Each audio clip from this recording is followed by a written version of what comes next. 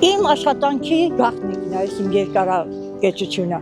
Ու բոլորը հարցնում են, տատի, քանի տարեկան ես։ Ասում աղջիկ ջան, քանից կլինեմ, 28 տարեկան կլինեմ։ Չէ, տատի, ամա շատ ես ջահելանում։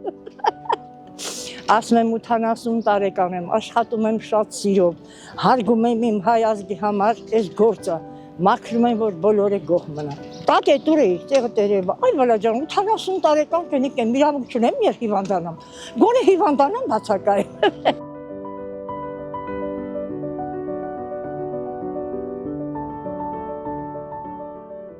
Իմ աշխատանքը ինձ համար երջանկություն է, եթե ես այս տարիքում կարողանում եմ աշխատել,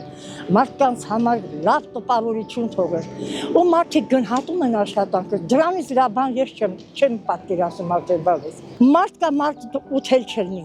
կնգա արժեք չի հասկանում ինչա, իսկ տղամարդ էլ կա մանկուց երեխա լինելու տարիներից հարգում է իր մորը,